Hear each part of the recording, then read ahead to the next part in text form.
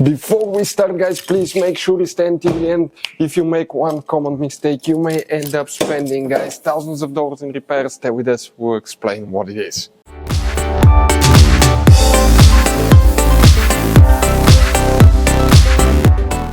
Hey guys, super helpful video to any of you having a Mercedes C-Class, guys. If you need to find where the instrument cluster, also known as instrument panel, fuses, relays are located on Mercedes W204 C-Class.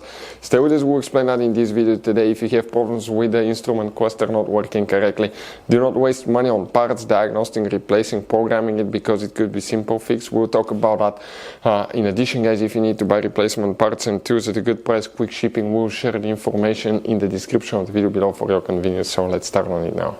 Before we start, let us tell you a little bit about us, guys. Every single car we get here at the garage, we try to make at least 200 to 300 free repair videos. We make mechanical repair videos, engines, transmissions, bodywork, electrical, engine, transmission codes, fuses. Why we guys do all that? Because our mission here at the garage is, guys, to save you as much money as we can. All we need in return, please subscribe to the channel, like the video. That way we can keep making these free videos. And guys, check out our YouTube channels. We have more than 17,000 free repair videos that can save you thousands of dollars in future repairs. So let's start on it now. So for the instrument cluster, also known as instrument panel, which fuses and relays we need to check, guys, we need to go ahead, and open the hood. By the way, we will recommend to check out a video on our YouTube channel that talks about fuse box location and diagram on Mercedes W204, because you have many hidden fuse boxes that most people do not know they even exist, and it could be a life-saving situation, guys. So here on the driver's side, you have that fuse box cover that you need to remove the clips, release them, leave them, remove the wire here, guys, and underneath you have a fuse box with a layout like this one here. Before we continue, let's explain quickly why it's always a good idea to test fuses and relays. Guys, let's explain why it's super important to test fuses and relays. That way you do not spend money on diagnostics, parts, repairs you may actually not even need. So, guys, you have different kinds of fuses and relays. We're talking about the maxi fuses, standard fuses right here. You have, watch how many different kinds of relays as well. Now, these fuses, sometimes you can clearly see if a fuse is burnt or not by looking at the element. But sometimes it's really sneaky. They can burn here on the side. It's hard to see. Some fuses will not be visible as well.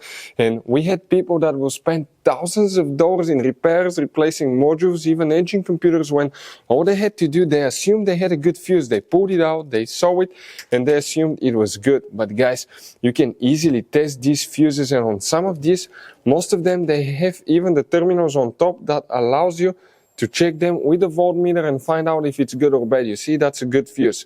If it's blown, like this one here, it's blown, nothing. Check this thing out, no connection. One next to it, right here, let me get good contact point. That's a good fuse, guys. You can see you can test them. Now, relays are harder to test, but with the voltmeter, fuses are super easy to test. All we have to do is set it on that setting and practically your ohm resistance setting, and you can find, guys, if it works or not.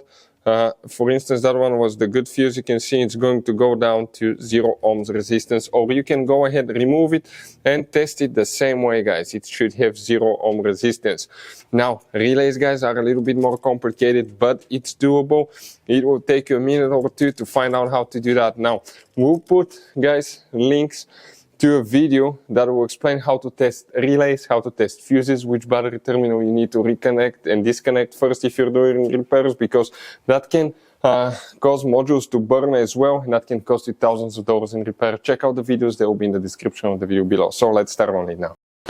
Here, guys, two fuses first we'll need to check. We'll talk about the relay part. It's tricky in a little bit, but what you need to do, if you come right here, you see the fuse numbers will be next to the fuses. Fuse number 18. That's the very first fuse that we need to check right here. And you have one more, fuse number 28. Now, guys, one time when we were doing diagnostics, during the diagnostics when we were working with the OBD tool, actually burned one of the fuses that caused the gauges, the instrument cluster not to work, guys, so we had to replace it. So always check them, it could be simple fix. What about the relays? None of these relays will be for instrument cluster or gauges. That function is practically controlled by the SAM module, guys. You have front and rear SAM module, most likely it's the front SAM module, the relay function is integrated in it, but those are usually the things that we check here at the garage. In this Mercedes W204, you're going to have all kinds of different fuses and relays that sometimes are hard to find, and if you're in the middle of nowhere, you may have a hard time finding one, guys. Replacement one, you may be stuck. It happened to us. So what we usually do, we buy some spare ones and we put in the glove box for a peace of mind. We'll share a link where you can get them at a really good price, quick shipping. That way you do not waste money and time. That link will be in the description of the video below. Check it out for your convenience. Hopefully, guys, the video will be helpful. Thank you for watching and see you next time.